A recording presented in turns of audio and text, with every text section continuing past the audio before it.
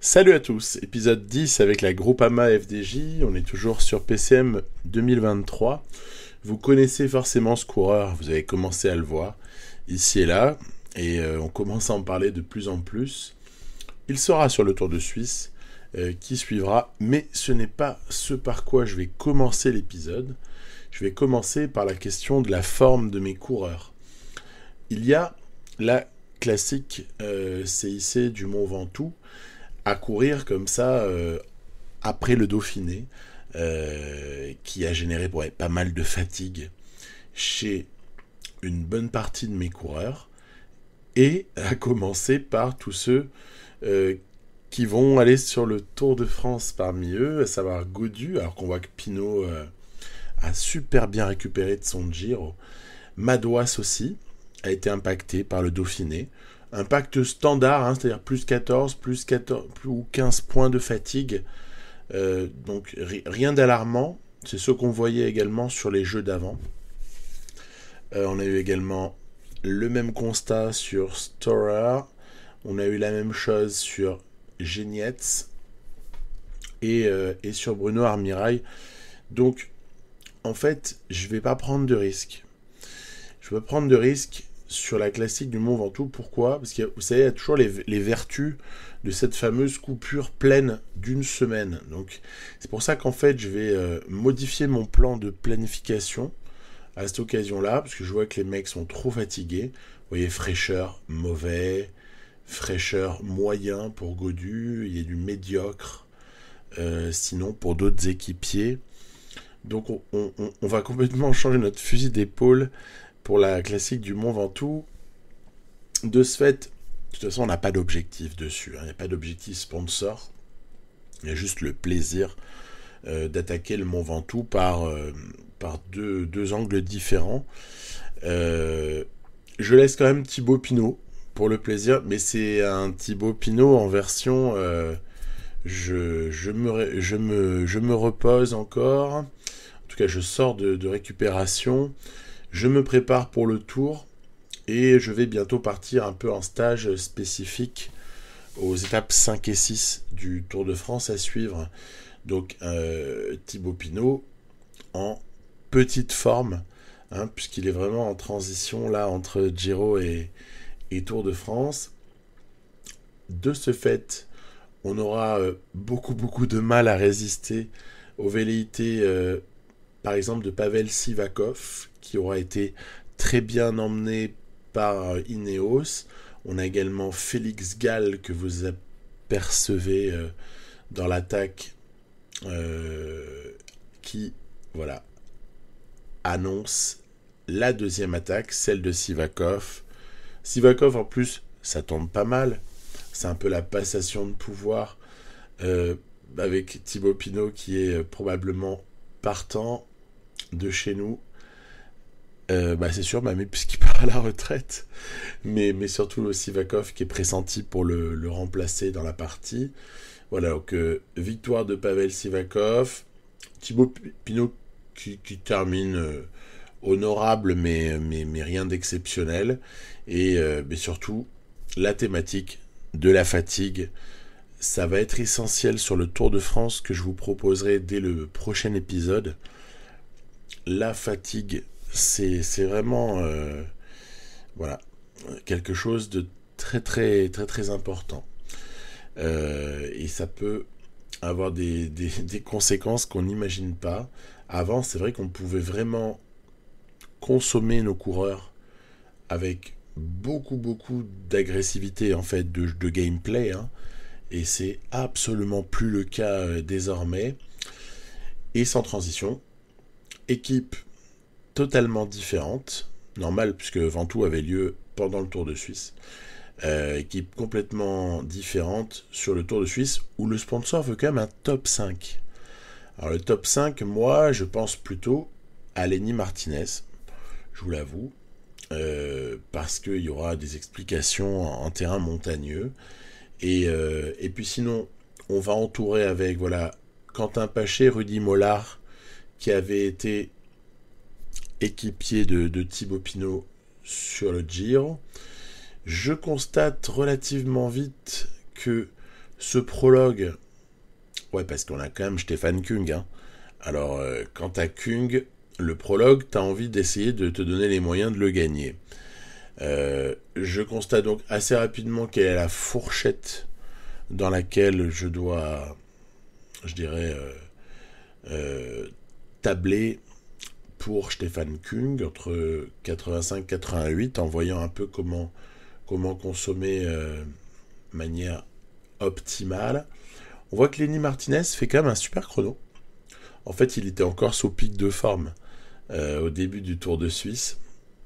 Et ouais, c'est quand même pas déshonorant, on va dire, ce qu'il fait par rapport à ses notes. Olivier Le Gac, voilà, sera également équipier sur ce Tour de Suisse. Romain Grégoire, bah oui, il fait un très bon prologue, mais bien sûr. Il fait d'ailleurs un bien meilleur temps que Martinez, après il a une meilleure note. Hein. Arnaud Desmar, peut-être tentera sa chance, ici ou là, sur ce Tour de Suisse. Et allez, place à Stefan Kung. On l'attend. Il y aura aussi un contre-la-montre un peu plus loin sur ce Tour de Suisse. Donc Stefan Kung, ça vaut le coup de le conserver précieusement pour ce Tour de Suisse parce que il a 2 occasions de victoire. Peut-être celle-ci est encore un peu plus marquée. Vous avez vu que Stefan Bissegger a pris les provisoires, hein, les meilleurs temps provisoires. Waouh, on est à 1 seconde de Bissegger au premier intermédiaire, enfin à l'intermédiaire, il n'y en a qu'un seul. Et Bissegger a terminé 12 secondes devant Kamil Gradec, notamment. Alors voilà, bah écoutez, il n'y a plus qu'à espérer. Je joue un peu du 87, comme vous le constatez ici, en essayant quand même de conserver de la barre rouge, même si on est en gros excédent de barre jaune. Aïe aïe aïe, 1 seconde. Dommage. On est battu pour 1 seconde par Stefan Bissegger. Dommage, coup d'épée dans l'eau. On n'a pas réussi à prendre une victoire d'étape ici avec Stefan Kung, qui aurait fait du bien déjà hein, pour ce Tour de Suisse. Ça aurait été une première partie du contrat qui aurait été remplie avec une éventuelle victoire. Pas grave. On vise le top 5 avant tout. Et puis, on s'est aperçu qu'il y a un petit plateau de sprinter sympathique, mais pas non plus intouchable. Hein, on n'est pas sur le Giro ou sur le Tour de France qui va suivre, où là, il y aura un plateau de sprinter absolument somptueux.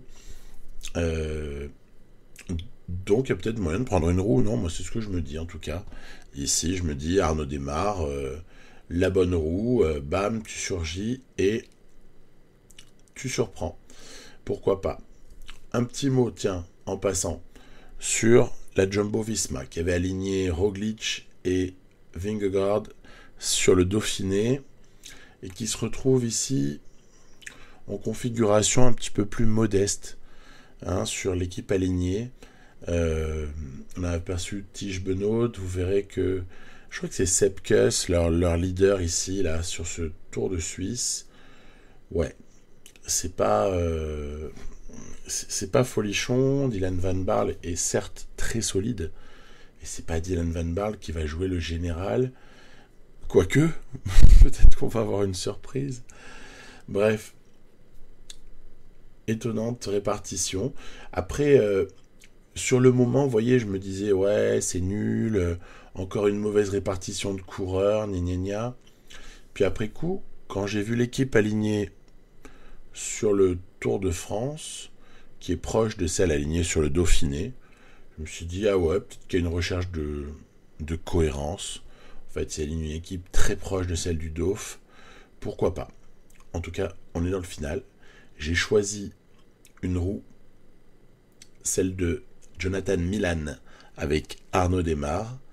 Et on va juste essayer d'exister et de s'accrocher à cette roue-là. Regardez, c'est intéressant ce qui vient de se passer. Il y a 2 types qui se sont mis, je crois que c'est Cortina et un IF, qui ont réussi à un moment donné à se mettre entre Jonathan Milan et Arnaud Desmar. Arnaud Desmar, cela dit, regardez, il a un peu gêné, mais il est pas loin, hein. Il est pas loin quand même. Donc, mention bien pour ce sprint-là. Arnaud Démare a pris une roue, n'a pas trop lâché cette roue-là. Vous verrez que à d'autres moments, je peux un peu être frustré parce que je trouve que là, mon Arnaud, il prend pas les roues, il les tient pas en tout cas, et surtout, quand ça frotte, il se fait complètement éjecter. Mais là, c'est pas mal.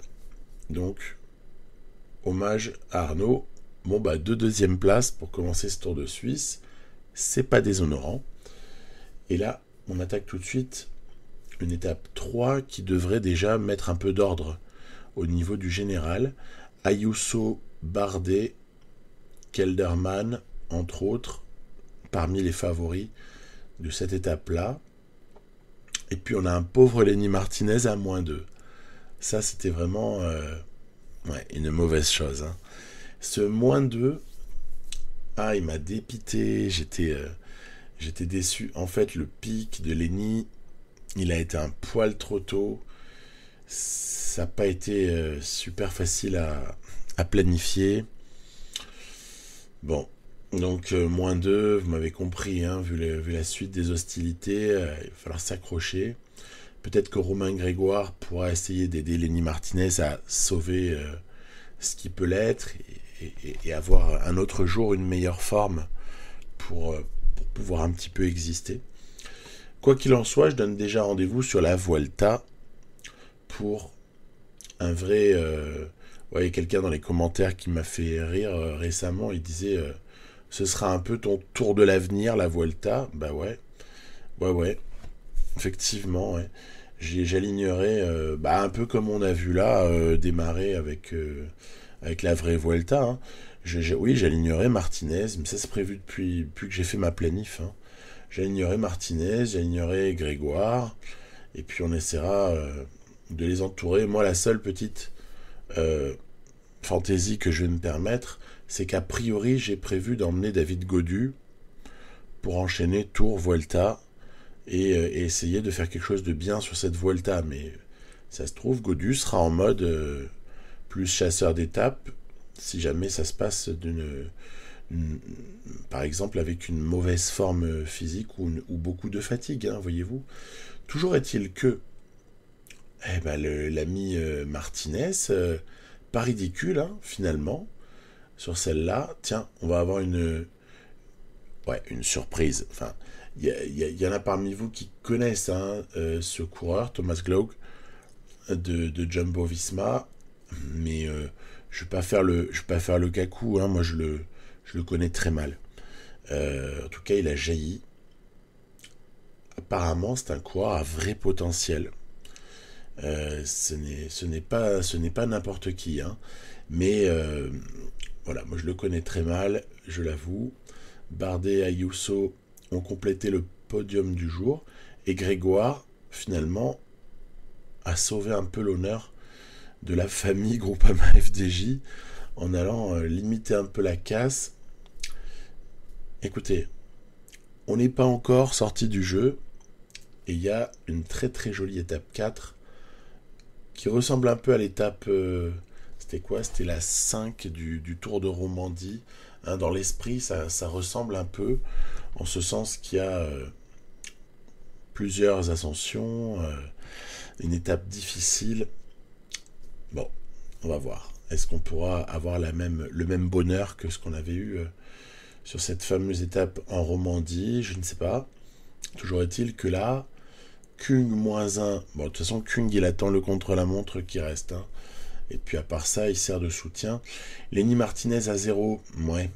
Par contre, Benjamin Grégoire, +3. Lui, il a touché son pic. Et ça peut être, encore une fois, pas mal. Ce qui est très intéressant, c'est que Grégoire semble avoir un potentiel en montagne, en note de montagne, qui est supérieur au potentiel de Martinez. Donc ça, pour le coup, très intéressant.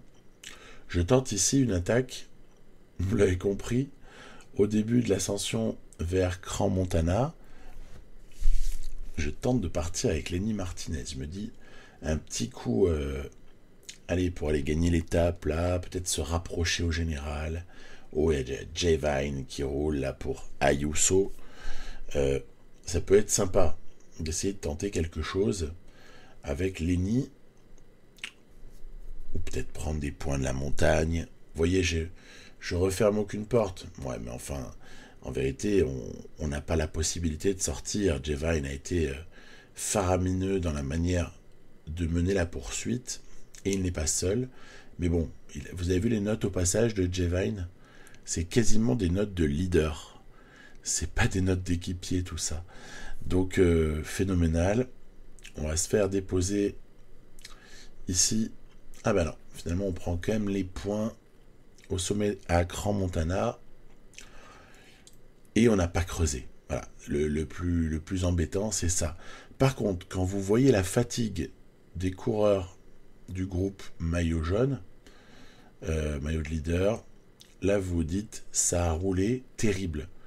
En fait, à aucun moment, l'IA a voulu laisser d'avance à Lenny Martinez. Bon, bah ok, hein, on l'accepte, on n'a pas le bon de sortie, il ne faut pas s'acharner. Ou peut-être qu'il faut retenter, on va voir. Mais toujours est-il que on n'est pas si mal sur cette étape-là.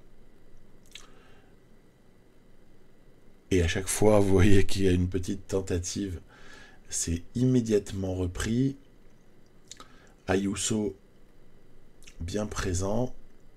Attention à pas trop se consommer, hein, Ayuso. Sans cela, il va lui manquer un peu de force dans le final. Martinez qui roule avec Grégoire dans sa roue. Ouais, j'ai presque à ce stade-là déjà changé mon fusil d'épaule. C'est-à-dire que j'ai remarqué que beaucoup de choses se joueraient sur le contre-la-montre qui suivra. Et on sait qu'en contre-la-montre, Romain Grégoire est plus performant. En plus, il est plus en forme que ne l'est Martinez. Donc je me suis déjà là focalisé sur sauver un classement général avec l'ami Grégoire, hein, plutôt que Lenny Martinez. Et regardez-moi ce Dylan Van Baarle de combat. Il est exceptionnel. Le gars vraiment est sorti. Il a une capacité quand même de résister pas mal, même si on va le reprendre sous l'impulsion de DSM. Contre-attaque ici, Bernal, Mas, Tao, Geoghegan Hart, Wilco Kelderman donc a suivi avec Ayuso. Allez Romain, c'est bien, tu t'accroches mon grand, il reste plus grand chose comme force malheureusement à ce stade-là. Ayuso mène le train, Lutsenko s'accroche magnifiquement. On a été court, hein, vous avez vu, on a été un petit peu court ici. Il nous en a pas manqué énorme. Mais on va tenter de s'accrocher, de limiter la casse. Regardez, hop là, on rentre. Enfin bon, on rentre, mais il y a le final, il y a le mur final, hein. Donc on va peut-être pouvoir limiter les dégâts. Allez, mon grand. Mas qui va ici s'imposer devant Romain Bardet. Décidément un bon Romain Bardet sur ce Tour de Suisse. Geoghegan Hart, Bernal, Paules, Kelderman, Ayuso, Adam Yates et Alexei Lutsenko qui s'accroche, mais Grégoire qui se prend qu'une minute en fait. Donc c'est pas horrible. Arensman qui sort du Giro ne performera pas. En même temps c'est pas grave, il servira d'équipier ici à Tao Geoghegan Hart. Ciccone, c'est pareil, les héros du Giro ne sont pas nécessairement, à part Mas, les héros du Tour de Suisse, tant mieux. Et donc c'est là que vous voyez qu'il y a au général, waouh, 11e place pour Grégoire, Bernal 10, Van Baarle 9, et puis ça va être compliqué d'aller chercher un top 5 à ce stade-là. Jolie étape 5 en plus à venir, avec du hors catégorie avant une descente. C'est compliqué, hein. c'est compliqué quand même. Là, je commence à me dire, oula, est-ce que tu vas vraiment pouvoir décemment rêver à un top 5 avec l'équipe pas du tout honteuse même, en fait, moi je trouve excitante, mais jeune et dépourvu de par exemple celui qui aurait pu viser ce top 5 beaucoup plus facilement, à supposer qu'on laisse Gaudu évidemment sur le Dauphiné, comme ça a été le cas, mais Thibaut Pinot, mais moi j'ai pas voulu fatiguer Pinot avant le Tour de France. En fait, voilà, ça a été un choix délibéré. Luis Mentis qui voulait les points, et ça réactive des souvenirs. Il se fait bananer au sprint GPM.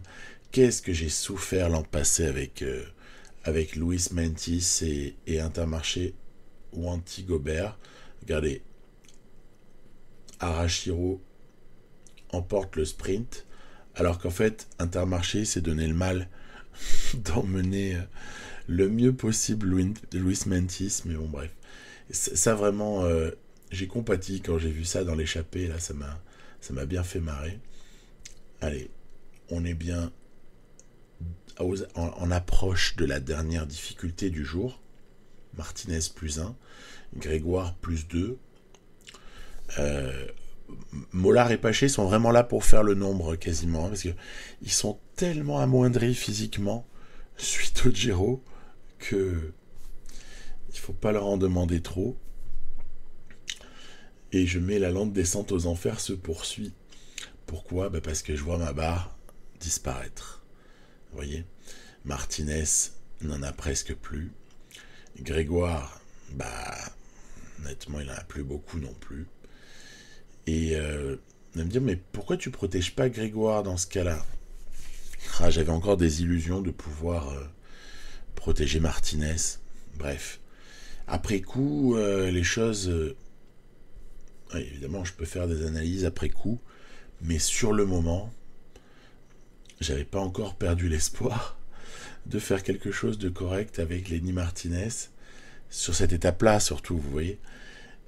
Bref, attaque de Gegenhardt, Lutsenko, Paules, il y a un trio là qui se détache, Ayuso, Bardet qui essaye de revenir, puis alors derrière par contre c'est la Bérésina. Gegenhardt semble fort, Paules semble pas mal, mais Lutsenko semble caresser les pédales. Donc, le plus fort, c'est peut-être Alexei Lutsenko. Bardet s'accroche, fait la résistance, le Rominou. Et Ayuso, par contre, a perdu le Tour de Suisse quasiment là-dessus. Tellement il s'est fait distancer. Bernal ou Van Baarle sont intercalés. Et derrière, vous avez Grégoire et l'ami Lenny Martinez avec des fortunes diverses qui sont lâchées. Lutsenko, voilà, comme prévu, s'impose. Il avait moins donné que les deux autres. Hein, et dans la descente, c'est un meilleur descendeur. Ayuso, vous voyez, perd environ 1,20 avec Enric Mas. Donc c'est terminé le général a priori pour ces deux-là, surtout pour Mas. Derrière, regardez-moi ce temps perdu ici, là. Martinez va franchir la ligne au-delà des 4 minutes derrière Lutsenko. Romain Grégoire à presque 5 minutes 30. Bref, on a pris cher. On a pris super cher. Il n'y a pas grand chose à faire. Vous pouvez le tourner dans tous les sens. Quand t'es moins fort, t'es moins fort. Mais après, c'était plutôt intéressant. J'ai aimé cette offensive-là des trois, avec victoire de Lutsenko.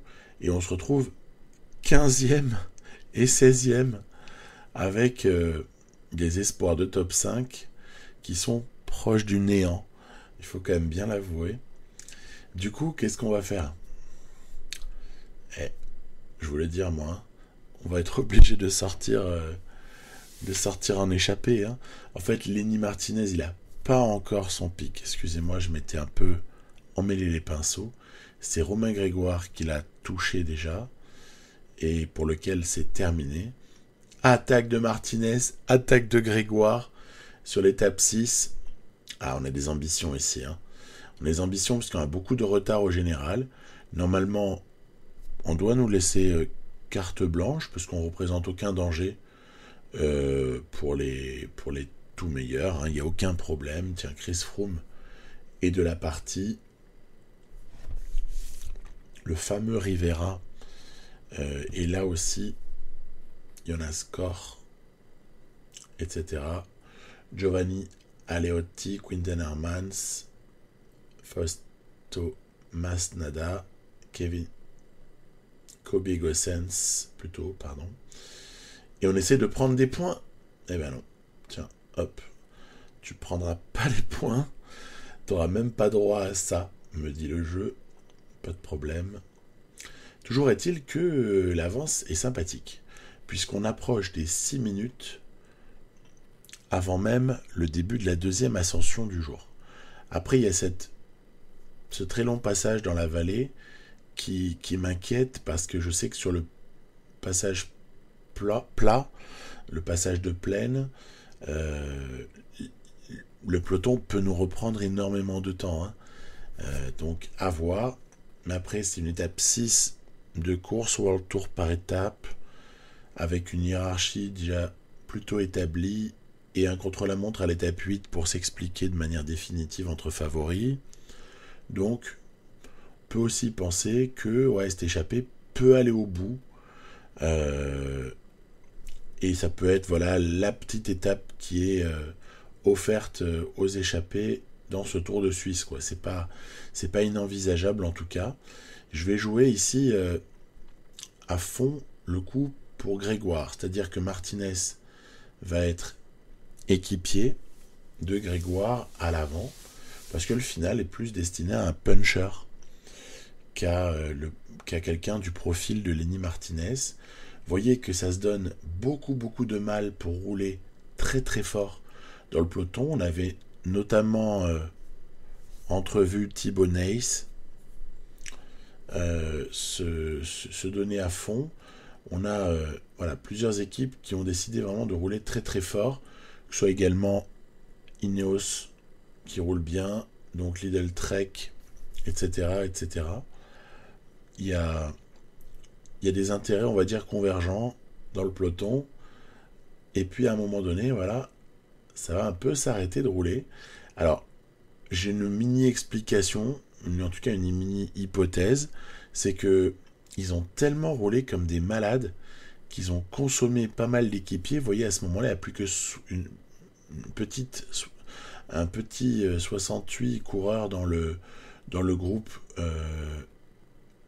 des leaders. Et donc, finalement, ça doit finir par manquer d'équipiers, en fait. Hein. Et même si Ineos a l'air d'être quand même présent en termes de nombre, soit on tient à ce stade-là, c'est le bras de fer à distance, soit on tient, soit l'échappée sera reprise. Et là, il faut tenir ce bras de fer. Donc c'est pour ça que ça vaut le coup de peut-être collaborer. Tiens, on voit que ça attaque. Enfin, collaborer sans en faire trop. C'est toujours la même chose. 3 minutes, vingtaine de kilomètres. Honnêtement, c'est hyper jouable. Hein. Kobe Gossens qui la tente en solo. Il reste plus grand-chose en termes d'énergie pour Lenny Martinez, malheureusement. Du coup, Romain Grégoire va devoir se débrouiller un peu seul. Voilà. On laisse travailler. Hein. Là, à ce moment-là, j'ai compris que ça allait au bout. Hein. Donc, évidemment, j'économise. Je cherche juste à résister. Il y a Riccitello qui est, semble-t-il, bien en canne. Et moi, je pense surtout au gain de temps. Parce que c'est ça qui m'intéresse. Au-delà de la victoire d'étape. Gain de temps pour essayer de se reclasser au moins dans le top 10. Avec Romain Grégoire, allez, donc on va croiser les doigts. Riccitello semble très très fort. Aleotti, Hermans, attention, sont des cartes dangereuses. Et nous, avec ce qui me reste de barre, je n'ai pas non plus un espoir dingue de victoires. Par contre, essayons de résister au maximum. Tiens, Girmay a lâché. Quinten Hermans a lâché également. Et c'est, regardez, à 1 km de l'arrivée, un peu d'observation avant l'accélération de Riccitello, l'américain, suivi par Aleotti. Et on a été un peu juste ce jour-là avec Romain Grégoire. Victoire de l'américain. Grégoire va reprendre beaucoup de temps. Voilà, ça c'est la très très bonne nouvelle du jour. Regardez, par contre, sur la fin, ça a vachement accéléré, ce qui m'a causé à moi un petit problème en termes de prise d'image. À savoir que finalement j'étais sur Martinez, je reviens derrière, je vois les favoris. Martinez il se fait avaler sur la fin, il a rien gagné le pauvre. En termes de temps, il a complètement craqué. Après on l'a un peu sacrifié, il faut l'avouer, par rapport aux intérêts de Romain Grégoire et de l'équipe. Bref, faisons les comptes. 3 minutes pour Bernal sur le vainqueur du jour. Et donc, récupération de temps par Romain Grégoire, qui émarge à la 9e place. Très très bien. 9e, c'est bien. Paoles prend le maillot de leader. Lutsenko s'accroche à la 2e place. Ça va être très très serré, cette fin de Tour de Suisse là. Très très serré. Et nous, je sais que le top 5 est complètement compromis, mais ce que j'aime bien quand même quand je rate un objectif sponsor, c'est, vous voyez, avoir ma petite étoile là en orange, au lieu d'avoir vraiment quelque chose qui correspond à un raté total. J'aime bien rater mon objectif tant qu'à le rater. J'aime bien le rater, mais juste d'un cran, en quelque sorte. Et c'est la raison pour laquelle je m'accroche comme un dingue à l'espoir de top 10 pour Romain Grégoire, ici même.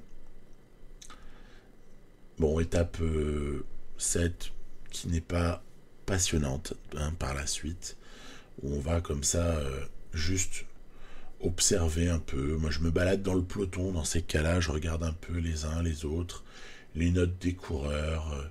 Il se passe rien. Il se passe rien, il faut que je collecte quelques images tout de même pour pouvoir vous proposer un montage. Il va pas être très très long, hein. Mais pour pouvoir proposer quelques images, moi je mets un peu du x1 et puis après tout le reste. En général, dans ces cas-là, ça va être du x8. Et puis on va avancer comme ça jusqu'au bout. Vous avez vu que j'avais pendant un moment protégé Arnaud Desmar. Oh, la vilaine attaque de Ayuso Mas Bernal dans la dernière difficulté du jour. C'est dommage ça, parce que je me disais peut-être que Arnaud Desmar pouvait prendre une roue sur cette fin d'étape, mais manifestement les leaders avaient envie de se la mesurer. Donc bon, bah ok, tant pis. Tant pis pour Arnaud. Gegenhardt qui essaie de coller. Bernal qui est parti rejoindre les rescapés parmi les échappés du jour. Nous on colle là, histoire de juste mettre Grégoire en bonne position. Pas de volonté particulière de victoire, mais juste voilà, coller au tout meilleur. On reste placé, quoi. Arnaud Desmar, dommage, vous voyez, sera un peu juste, mais ça c'est lié à l'accélération des tout meilleurs dans cette dernière difficulté. Mais ça, pour le coup, ça va, hein. Moi, ça me va, hein. Je trouve ça pas irréaliste du tout, hein. Donc, très bien. À la limite, vous savez quoi, ce qui aurait été irréaliste, c'est que rien ne se passe dans cette dernière bosse et qu'on retrouve un sprint massif, quoi. Avec... je vous livre mon pire cauchemar dans ces cas-là, avec victoire de Caleb Ewan, quoi. Je sais qu'il n'est pas là, il n'est pas aligné, mais c'est pour donner un exemple. Stefan Kung, pour se positionner, attaque de Lutsenko. Oh, pauvre. Personne n'a pris la roue. Personne n'a suivi Lutsenko. Si, ça y est, ça travaille. du côté d'Ineos. Il risque d'être repris, le Kazakh. On s'approche des 5 km. Voilà, on est sous la banderole. Est-ce que Lutsenko va tenir le coup? Vous voyez qu'en fait, pas nécessairement. Il a été quand même repris. Attaque de Pasqualone, Sutterlin. Tout le monde y va un peu de la sienne. Et Pedersen, tiens, Pedersen pourrait ramasser la mise. Lutsenko, Grégoire. Ça va être victoire pour Jonathan Milan. Vous voyez, tiens, c'est marrant. J'avais envie qu'on évite la victoire forcément de sprinter. Pas du tout, en fait. Contrairement à Arnaud Démare, il y en a certains qui se sont accrochés et qui ont réussi finalement à s'expliquer sur la fin. Mats Pedersen, Jonathan Milan. Parfait. Parfait. Puis je trouve ça beau aussi, voilà, qu'un Bahreïn s'impose ici. Ça permet d'avoir une petite pensée pour monsieur Gino Meder. Rien ne changera donc réellement au général consécutivement à cette étape 7. Voilà. On est 9e avec Romain Grégoire. Et on a un espoir de se maintenir dans le top 10 si et seulement si on parvient à limiter la casse par rapport à nos poursuivants immédiats. Donc, contre-la-montre, oui, hyper important à 2 niveaux. Moi, je le considère comme super important parce qu'il constitue une occasion de victoire pour Stefan Kung. Et les victoires de Stefan Kung dans une saison, il n'y en a pas 1000. Et deuxième raison pour laquelle je l'ai soigné, et je me suis appliqué au maximum, essayer de sauvegarder une place dans le top 10 pour Romain Grégoire. Voilà. Alors, Stefan Bissegger, qui a rattrapé Maïka sur les 2 premiers tiers de course, qui ensuite soutient la comparaison dans les pourcentages de ce dernier tiers, et qui, vous allez le voir, dès lors que on va être de nouveau sur du replat, puis sur de la descente, va de nouveau ridiculiser Maïka parti avant lui, pour aller chercher très très facilement le meilleur temps provisoire. Ok, très bien. Quid de Kung? Je l'ai fait démarrer piano piano, histoire de ne pas se consommer trop et en garder un peu sous la pédale. Alors ensuite sur le deuxième tiers, pour le dernier tiers, sur le deuxième tiers, regardez, on va émarger à 38 secondes. Par contre, en fait, j'ai misé sur un très très gros effort ici. Donc c'est parti. Stefan Kung qui, un peu à l'instar de Bissegger avec Maïka, va se retrouver avec un petit objectif là à viser, Simon Kerr. Et Stefan Kung, vous voyez, après voilà, je vais le faire réaccélérer. Il donne beaucoup dans cette bosse là. Est-ce que c'est bien, est-ce que c'est pas bien? J'en sais rien moi. J'en sais rien. Je trouve que ce contre-la-montre est très difficile à jouer. Pour autant, c'est passionnant, mais c'est très difficile. Tiens, il a rétrogradé. Quelqu'un a-t-il fait un meilleur temps intermédiaire entre-temps? Allez, on donne tout dans la descente. On donne tout. Et à la fin, on verra. Il nous reste un peu de barre rouge. Plus beaucoup sur les peut-être 100-200 derniers mètres. Et on va échouer à 4 secondes de Bissegger. Donc c'est vraiment frustrant, quoi. C'est vraiment frustrant. Et après, donc je vous ai dit, deuxième objectif du jour, c'est sauvegarder le top 10 de l'ami Grégoire. Alors, comment faire? En fait, tout simplement, observer les rivaux. Dylan Van Baarle, 11e avant cette étape-là, va émarger à 24 secondes du meilleur temps au premier intermédiaire. Carlos Rodriguez, 19 secondes. Il a encore mieux roulé. Romain Grégoire, Aïe, aïe, aïe, aïe, aïe, aïe.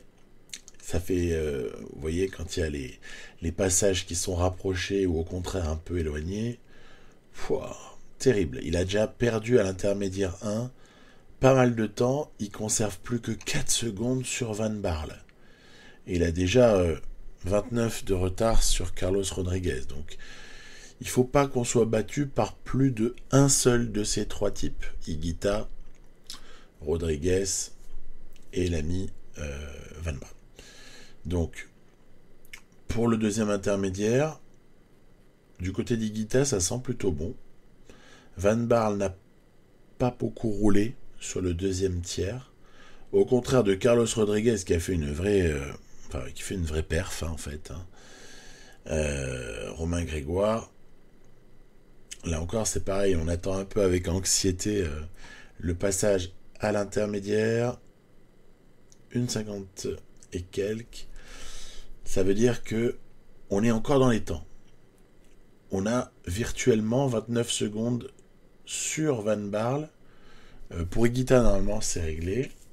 Et on aura du mal à reprendre Carlos Rodriguez. Du coup, le match, il est avec Van Barle pour la 10e place. Donc, Rodriguez. Qu'est-ce qu'il va nous faire? Est-ce qu'il va faire une super montée? Le coureur d'Ineos? Bah ouais. En fait, c'est terrible. Higuita arrive. Van Barle également. Rodriguez fait, ma foi, un joli contre-la-montre. Et Romain Grégoire, bah écoutez, c'est maintenant qu'on va le savoir. Qu'est-ce qu'il va nous faire, Romain? Est-ce qu'il va résister? Ce qui serait déjà une de sa première lettre de noblesse dans cette partie. 1,46. Yes, il a conservé ses 14 secondes sur Van Barle. Donc là, je suis vraiment... voilà. C'est peut-être rien pour vous, mais pour moi, c'était vraiment beaucoup, comme pour parodier la chanson. Mais j'étais super content de sauver cette 10e place avec Grégoire. Ensuite, Bernal et Mas n'ont pas vraiment pesé beaucoup sur ce Tour de Suisse. Ils en ont fini. Wilco Kelderman va sûrement avoir une place d'honneur, mais pas phénoménal. J'attendais beaucoup Ayuso sur ce Tour de Suisse, car il avait brillé en Romandie, et il semble avoir des objectifs un peu décalés sur cette partie. Mais celui qui va casser la baraque, c'est Georg Gegenhardt. Regardez, il arrive avant Bardet. Il bat Bissegger et Kung. Il n'y a plus que Lutsenko, voire Paules, pour pouvoir peut-être lui contester la victoire. Mais vu les intermédiaires de Lutsenko, ce ne sera pas lui. Non, ce ne sera pas Lutsenko qui va empêcher Georg Gegenhardt de s'imposer. Et ce ne sera pas Paules non plus. Vous le voyez bien, vu les intermédiaires. Non, pas du tout, du tout, du tout. Au final, Tao s'impose devant Bissegger et Kung. Et Tao, de ce fait, arrache le général devant Lutsenko et Paules. Pendant que Grégoire sauve un top 10, on le saura. Et qu'au niveau du classement de la montagne, en revanche, Aleotti, il avait fini par piquer le maillot à Arashiro. Georg Gegenhardt, classement par points. De toute façon, il a fini par tout rafler. Ayuso va prendre le classement de meilleur jeune. Et au niveau du classement par équipe, Ineos, qui sera surpris? Pas moi en tout cas, tellement c'était une domination de leur part. Voilà. Qu'est-ce qui arrive? Une zone de championnat avant le Tour de France. Championnat, ça nous fait penser à objectif sponsor, gagner le championnat de France en ligne le 26 juin. J'avais pensé à Desmar ou Madouas et je viens d'essuyer ma mon premier revers en termes de prévision. C'est-à-dire que c'est pas pour la première fois Lenny Martinez qui a fait ce que je pensais, mais c'est plutôt Romain Grégoire. Est-ce qu'il va en être de même sur le championnat national? À voir.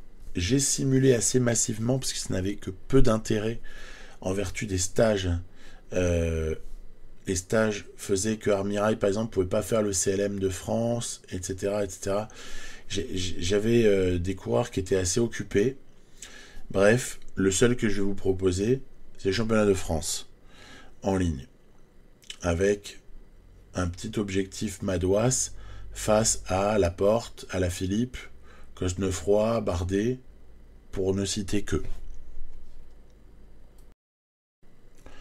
J'ai aligné une équipe plutôt jolie autour de Valentin Madouas, avec un petit remix entre Grégoire, Le Gac, qu'on a retrouvé ici et là, ou Mollard, avec Arnaud Desmar également, ou de manière plus sérieuse Thibaut Pinot ou David Gaudu, et Bruno Armirail. Donc bon, bah, on espère que ce petit contingent là de Groupama FDJ, qui est assez majoritaire, hein, quand on voit le niveau de l'équipe alignée, honnêtement, on peut espérer la victoire. Tiens, le petit jeune Laurence là qui était présent de Alpecin de Koenig.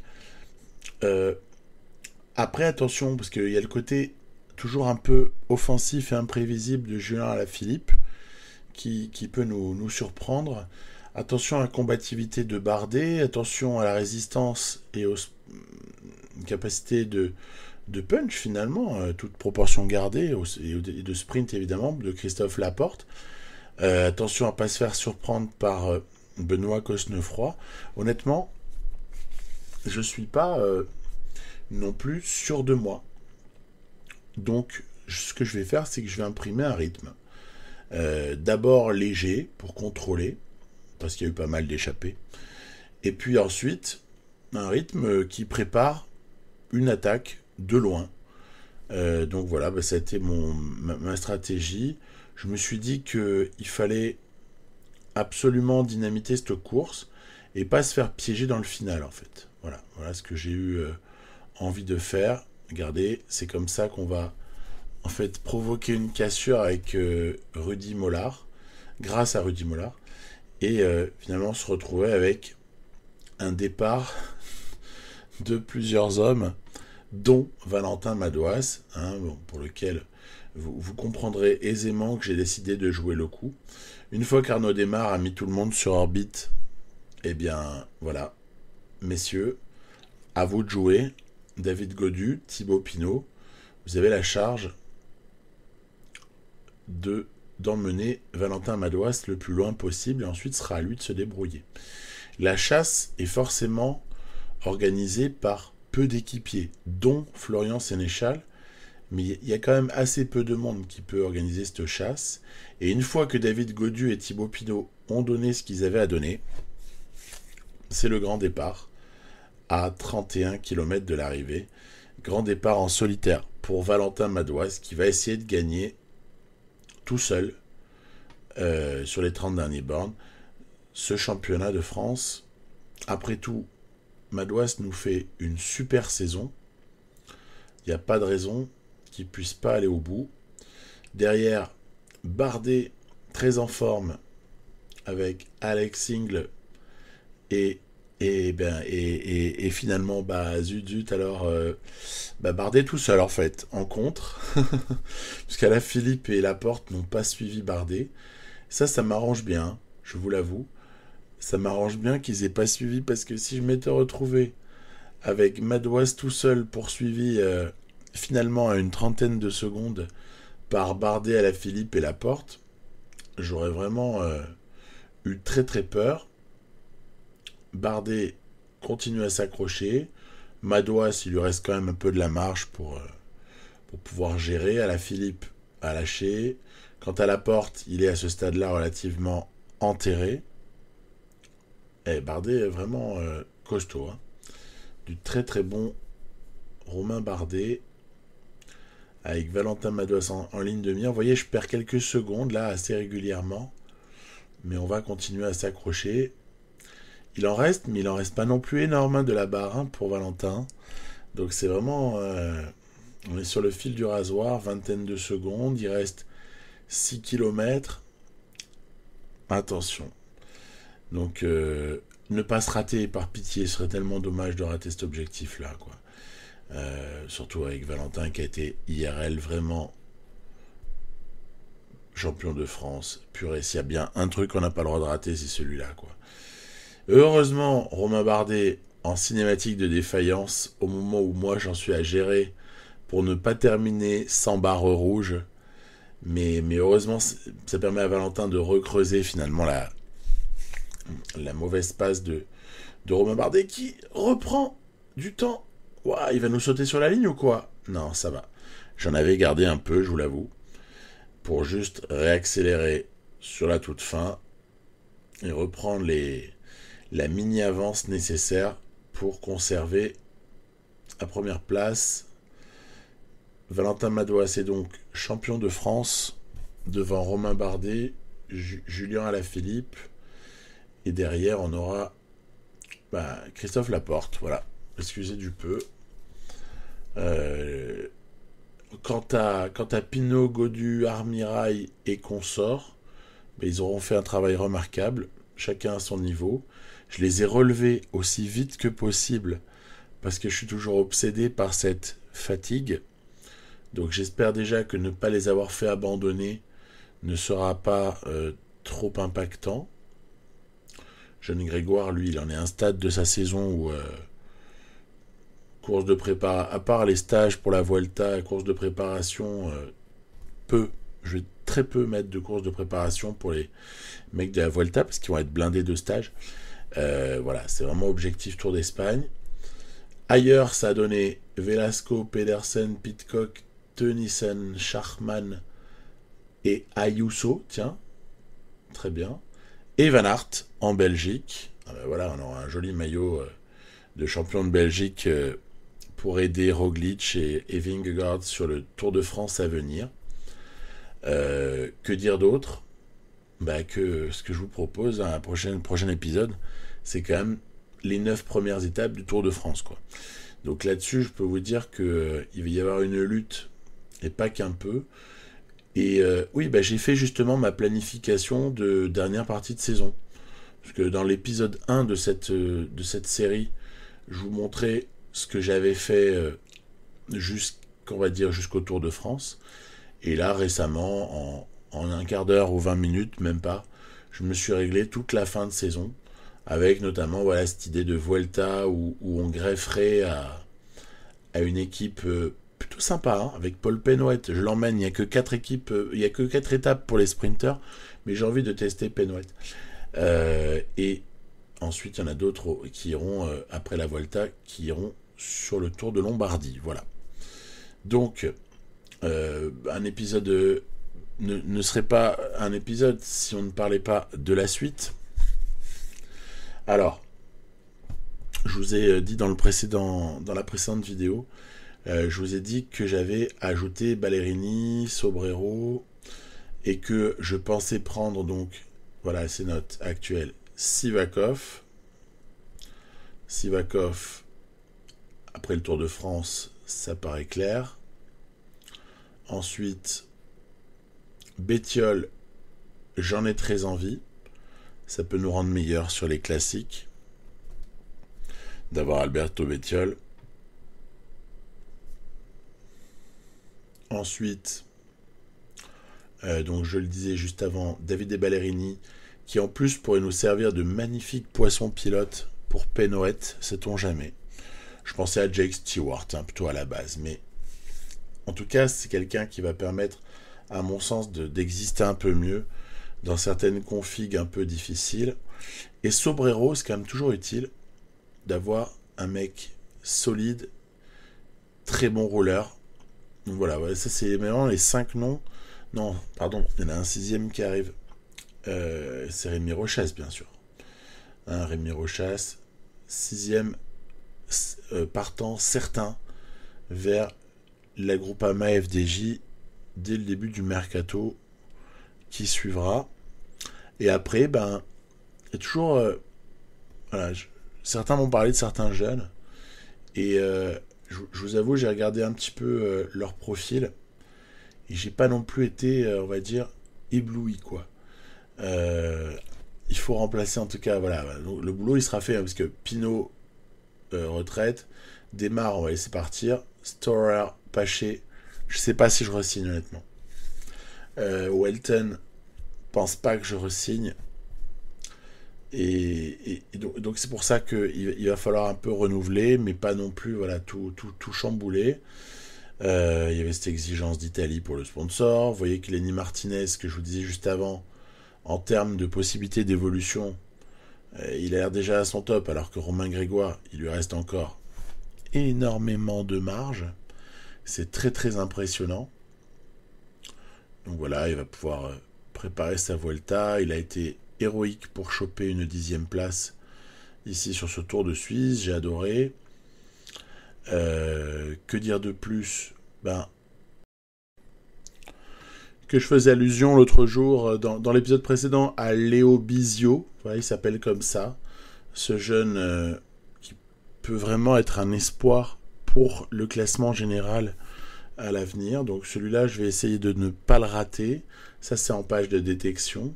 Et puis sinon, du côté de l'équipe, je vous disais donc l'équipe de développement, c'est sûr hein, que Thibaut Gruel, Noah Hobbs, peut-être à un degré moindre, mais Brieux, Roland, sinon, peuvent être des cartes ouais, intéressantes. Quoi. Faut au moins pas les laisser partir. Voilà. Mais Romain Grégoire, numéro 1 de mes espoirs. Voilà, bah écoutez, à la prochaine.